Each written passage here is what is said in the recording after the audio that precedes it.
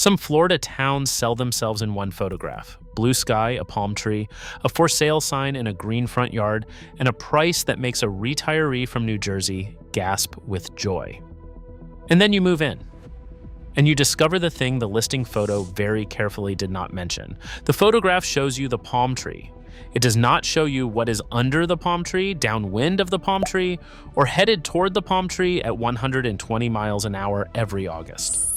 Today, I am counting down 10 Florida towns that, in my honest opinion, should come with a warning label stapled right to the welcome sign. I am going to be funny about it because some of this is genuinely funny. But every single joke comes with a real number and a real source, because on this channel, the punchline is never the point. The proof is. Let us begin. And one promise before we start, because the comment section always asks. I am not making fun of the people who live in these towns, not once. My target is the heat, the water, the traffic, the company that packed up and left, and the government that let it happen. The folks still living there are the heroes of this story, not the punchline. If anything, they deserve a medal. So with that said, let us find the warning labels. Number 10 is Brooksville, up in Hernando County, and the warning label reads, "Welcome to Brooksville. Please try not to fall through the earth." The postcard here is genuinely lovely. Rolling green hills, actual elevation, oak trees dripping with Spanish moss, a historic downtown with brick streets. It looks like the one corner of Florida that remembered to have scenery. And then you learn what is underneath those pretty hills. Brooksville sits in the dead center of what geologists actually call Sinkhole Alley, the stretch of Hernando, Pasco, and Hillsborough counties where the limestone under your feet dissolves like a sugar cube in coffee. According to the Hernando County property appraiser, more than 6,000 properties in the county have been flagged for sinkhole activity since the year 2000, and thousands of those were never fully repaired. 6,000. That is not a haunted house rumor. That is the tax roll. Here is the sad part, though. Brooksville really is beautiful, and the people who settled it a century ago had no idea the postcard was floating on Swiss cheese. They just saw the hills. And to be fair to Brooksville, the state finally forced insurers to keep covering sinkhole homes, and engineers can stabilize the ground with grout. It is fixable. It is just that the word fixable is doing an enormous amount of work in that sentence, and the repair bill for a single confirmed sinkhole can run well into the tens of thousands of dollars. So take the hills. Just bring a geologist to the open house. Number 9 is Mulberry in Polk County, and its warning label is short. Welcome to Mulberry. You are going to want to Google what phosphate is. Mulberry looks like small-town America frozen in 1955.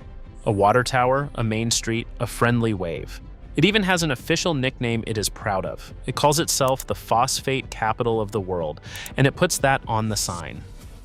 Which is the whole problem, because phosphate mining is exactly the kind of industry you build a town around and then spend the next century living downwind of. This is the heart of Bone Valley, Florida's phosphate mining belt, where enormous drag lines have been scooping the land inside out for generations, leaving behind those towering man-made hills of mining byproduct that quietly store the leftovers. The jobs were real and they were good, and I will not pretend otherwise. But a town named after the thing being dug out of the ground under it is a town making a promise it cannot control. And here's the part that keeps it from being a cheap shot. Those phosphate jobs built real middle-class lives for generations of Polk County families, and the industry still employs thousands across the region. Nobody in Mulberry is confused about the trade they made. They just made it before anyone measured what those storage mounds do to the groundwater over 100 years. Mulberry earned its name honestly. It is the fine print on the name that nobody read out loud. Number 8 is Wauchula, county seat of Hardy County, and the warning label just says, "Welcome to Wauchula, hope you like it warm." And by warm, I mean surface of a skillet. Wauchula is real Florida, the Florida of orange groves and cattle ranches and pickup trucks deep in the agricultural interior. The postcard is honest work and open sky. But Wauchula sits so far inland that the ocean breeze that makes coastal Florida bearable simply never arrives. The official weather station here has logged temperatures as high as 104 degrees, and with the summer humidity clamped on top, the heat index climbs into a range where being outside stops being a choice and starts being a medical decision. And Wauchula has taken more than heat. When Hurricane Charlie came through the interior in 2004, this region got hammered so hard that in the county seat nearby, most of the buildings were damaged or destroyed. A town this small, this far from help, feels a storm differently than Miami does.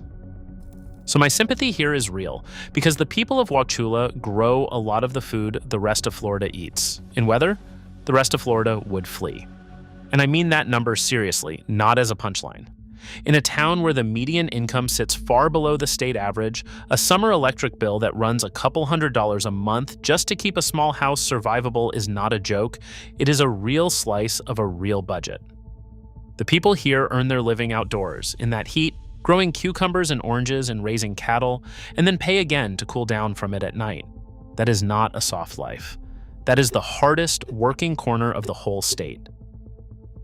Number 7 is Arcadia, over in DeSoto County, and the warning label reads, "Welcome to Arcadia. Please leave your expectations at the county line." Now I have to be careful here, and I want to be, because Arcadia has a genuinely charming historic downtown, a famous rodeo, and some of the best antique shopping in the state. That part is true and worth the drive. But the numbers underneath tell a harder story. In a 2026 ranking of the poorest places in Florida, Arcadia landed near the very top of the list, with a poverty rate around 32%, roughly 1 in 3 residents living below the poverty line. This is not a joke about the people. This is a joke about what happens when the good jobs leave a farming town and never get replaced, and the folks who stay do so on grit alone. Arcadia also sits in hurricane country with a thin margin for recovery, and it has been battered more than once. So the warning label is really a warning about the economy, not the town's heart, which is enormous. And if you visit, and you should, spend money downtown, because the antique shops and the rodeo are the town fighting to build something that is not agriculture, in a county the interstate forgot. Arcadia does not need your pity. It could use your tourism dollars and a little honesty about why the prices are so low. Cheap is never free. In Arcadia, the low sticker price is telling you exactly what the local paycheck looks like. Number 6 is Palatka on the St. Johns River in Putnam County, and its warning label reads, "Welcome to Palatka. Your whole town has one job, literally." Palatka has one of the prettiest settings in North Florida, a wide bend of the St. Johns River, moss-draped live oaks, and a downtown that was, 100 years ago, one of the busiest cities in the entire state. Then history took a left turn. When Henry Flagler ran his railroad through St. Augustine instead of Palatka, the boom quietly moved on without it, and the town has spent a century leaning on a single enormous employer, the paper mill that still anchors the local economy and employs hundreds of people. Here's the uncomfortable math. When one factory is the thing keeping the lights on for a whole town, everyone in that town is one corporate memo away from a very bad year. Just ask the next town on this list. Zillow shows home values in Palatka among the lowest of any riverfront town in the state, which sounds like a bargain until you connect it to that single mill. A cheap house on a gorgeous river in a one-employer town is only a bargain if the employer stays. When the whole local economy leans on one set of smokestacks, the house price is not really measuring the house. It is measuring the town's nerves. Number 5 is Marianna, out in the Panhandle in Jackson County, and its warning label reads, "Welcome to Marianna. The highway does not stop here. It merely passes through." Marianna is genuine old Florida, rolling hills, natural springs, caverns you can actually tour, a town with real bones.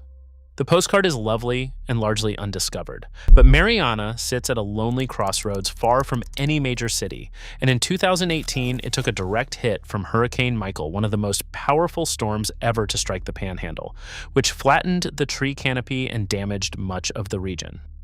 A small inland town hours from a big city, absorbing a top-tier hurricane, recovers slowly because there simply are not enough people and enough tax dollars to bounce back fast.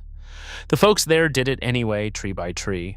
Redfin data shows homes in this part of the Panhandle sitting on the market far longer than the Florida average because the buyer pool this far from any city is simply thin.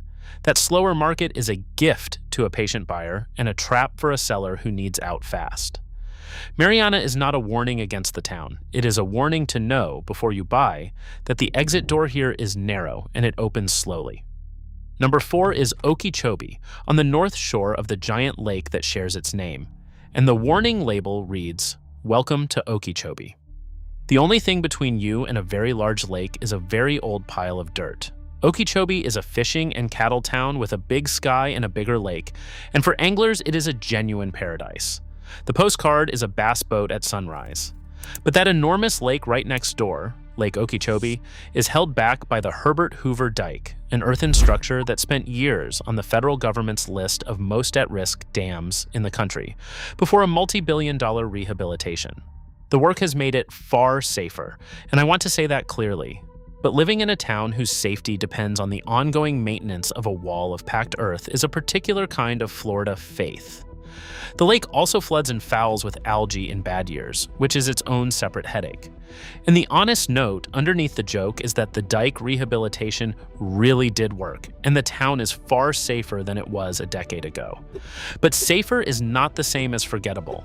And anyone buying here should understand they are buying into a landscape that is actively, permanently managed by the government, lake level by lake level. That is not a reason to stay away. It is a reason to read the water management reports before you read the listing. Number 3 is Dunnellon in Marion County, and its warning label reads, "Welcome to Dunnellon, formerly Boomtown. Please note the past tense." This one hurts a little because Dunnellon is honestly gorgeous. It sits where two spring-fed rivers meet, the water runs clear and cold and blue, and on a summer weekend it is one of the prettiest places in the state to float a tube. The town's own historic nickname is Boomtown because when phosphate was discovered here in the 1880s, Dunnellon exploded into a wealthy, bustling place almost overnight. And then the phosphate played out, the boom left as fast as it came, and today the entire city has a population of under 2,000 people. The rivers stayed perfect, the boom did not. That is the whole Florida story in one small town, a place that was rich for a moment and beautiful forever, if beautiful paid the bills. And yet, of every town on this list, Dunnellon might be the one I would actually tell you to buy into, because the thing that made it rich is gone, but the thing that makes it beautiful is permanent. The rivers do not care about phosphate prices. A small, quiet town on some of the clearest spring water in America, with home prices that never got a bubble because the boom left a century ago, is not a warning at all if you want calm over flash. Sometimes the bust is the amenity. If a town you know just showed up on this list, stay with me, because the last two labels are the loudest of the whole list, and because I am leaving one very obvious Florida town off on purpose, and I want to see who catches it. Number 2 is Perry, up in Taylor County in the Big Bend, and I will be honest, this is the one that made me want to make this whole video, because Perry got hit by the single cruelest 1-2 punch in recent Florida history. The warning label reads, "Welcome to Perry. Roll your windows up, and not just because of the smell. Let us start with that smell, since the locals joke about it themselves." For decades, Perry has lived beside a cellulose mill on the Fen-Holloway River, and residents have long joked that the river's chemistry is 2 parts horrible and 1 part odor. That is their line, not mine, and they have earned it. But here is where the joke stops being funny. In August of 2023, Hurricane Idalia made landfall right near Perry as a major hurricane and devastated the town. And then, just over 2 weeks later, the mill's owner announced it was closing the plant for good. That mill was the lifeblood of the county.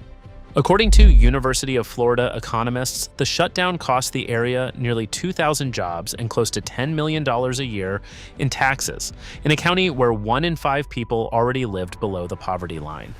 A hurricane and the death of the town's only major employer inside of a single month. There is no punchline big enough for that. And I want to sit in that for one more second because it is the whole lesson of this video wearing work boots. The mill did not close because Perry did anything wrong. A boardroom in Atlanta ran a spreadsheet, and a town of 7,000 people 2 states away absorbed the answer. Every town on this list has a version of that story, a decision made somewhere else that the residents had no say in and no way to stop. The people of Perry are not victims of bad luck. They are survivors of somebody else's math. So the label here is sincere. Welcome to Perry, tougher than the hurricane, and still standing after the mill. Before I give you number 1 and before the honest truth that ties this whole list together, one quick thing, because it is the receipt for everything I am about to say. If any of these towns or any town in Florida is on your radar, I keep a single breakdown of 40 Florida towns, 20 that are genuinely worth buying into right now, and 20 worth staying well away from, each one with the specific reason attached, the heat, the water, the carrying cost, the employer, all of it, in plain language. If you want to see which side of that line your town falls on before you ever make an offer, the link is waiting in the description. But stay right here, because number 1 is the town whose warning label you cannot see in the photo at all, and it is the most important one on this list. And that brings me to number 1. But first, the town I promised to leave off. Somewhere, right now, a viewer is typing, furious, how did you not put a certain infamous Florida town on this list? And the answer is, because everybody already knows about that one, and warning you about the obvious town is not my job. Warning you about the pretty one you are about to buy into is. Which brings us to the top of the list. Number 1 is Cape Coral, and I can already feel the comments loading, because Cape Coral does not look like it belongs on a warning label list at all. That is exactly why it is here. The postcard is stunning. More canals than Venice, waterfront homes at prices that look impossible, a boat in every backyard, the very picture of the Florida dream. And here is the warning label. Welcome to Cape Coral. The dream is real, the carrying cost is realer. This is one of the most oversupplied and fastest softening markets in the country right now. Zillow shows values here among the steepest decliners in the entire nation, and Redfin has shown a striking share of Cape Coral homeowners actively searching to leave the area, while almost nobody outside is searching to move in. Layer on some of the highest insurance costs in Florida because so much of the city sits in flood and storm surge zones, and the impossible bargain starts to add up to something very possible. Cape Coral is number 1 because it is the only town on this list whose warning label is invisible in the photograph. Every other town warns you with its heat or its smell or its sinkholes. Cape Coral warns you 6 months later in the mail with an insurance renewal and an association letter. Welcome to Cape Coral, where the postcard is gorgeous and the fine print is the whole story. And here is the mourn, because Cape Coral deserves one too. This was somebody's dream, sold honestly, a working family's shot at a waterfront life they could never have touched anywhere else in America. The dream was not a lie. The dream was just missing a page. The page with the insurance premium and the association assessment and the resale math when everyone tries to leave at once. Nobody handed the retirees who bought here that page. They found it in the mailbox, one renewal at a time. So the warning label on Cape Coral is not "do not buy." It is read every page before you sign, because the prettiest photo in Florida is hiding the longest fine print in Florida. So those are the 10. And here is the honest truth underneath the jokes, because there is one, and it matters. Not one of these towns is a bad place, and not one of them is full of bad people. Every single warning label on this list was written by the same thing: an employer that left, a storm that hit, a resource that ran out, or a cost that arrived after the moving truck pulled away. The people who live in these towns did not cause any of that. Most of them are holding their communities together with their bare hands, and they deserve respect, not a laugh track. The joke is never on them. The joke is on the postcard, the one that shows you the palm tree and hides the phosphate plant. My whole point is simple. Before you fall in love with a Florida listing photo, find out what the photo is standing on, standing next to, and standing in the path of. That is the entire skill of buying a home in this state. The listing shows you the palm tree at its best angle, on its best day, in its best light. Your job is to find the angle the listing agent did not photograph, because that angle is where you are going to live for the next 20 years. Ask what the last electric bill was in August. Ask what the insurance renewal did last year. Ask what the biggest local employer is, and then quietly ask what happens to the town if that employer leaves. The answers are the warning label, and in Florida, the seller almost never reads it to you out loud. Now, I genuinely want to hear from you, because on these videos, the comments are always funnier than the script. So tell me the truth. If you have ever pulled off the highway for gas in one of these towns, taken one look around, and gotten straight back in the car without filling up, tell me which town it was and what did it.